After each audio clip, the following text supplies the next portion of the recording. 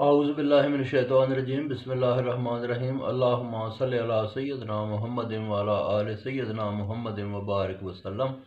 اچھا جی، قرآن مجید میں آگے بیان ہے کہ کچھ گمراہ کرنے والی چیزوں کے بارے میں، اور اس میں حوالہ بھی موجود ہے، میں آپ کو پڑھ کے سناتا ہوں۔ لکھا ہوا ہے کہ ایک تو انسان کی اپنی شہوت گمراہ کرتی ہے۔ 16واں سپارہ 6 رکوع۔ یہ دوست سمجھتے ہیں کہ شہوت کیا چیز ہے، اور اس سے جو ہے نا غیر ضروری شہوت دکھانا، غیر ضروری شہوت جو ہے نا وہ اس کو اپنے سر پہ سوار کر لینا، اس سے بچنا چاہیے۔ پھر ہے کہ بے علم بولنا،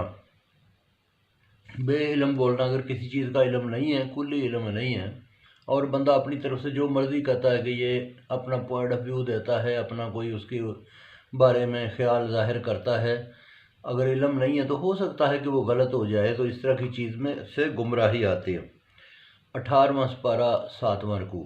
اسی رکوع میں یہ بھی ذکر ہے کہ جو چیز ایک اور گمراہ کر سکتی ہے وہ ہے بدکاری کا چرچا کرنا۔ ٹھیک ہے جی، کئی لوگ جو ہے نا وہ ایسے ایک عادتاً ہر وقت ایک خاص جو ہے نا دماغ میں ایک ہی چیز رہتی ہے، اور بدکاری اور اس کے بارے میں ہی بات کرتے ہیں۔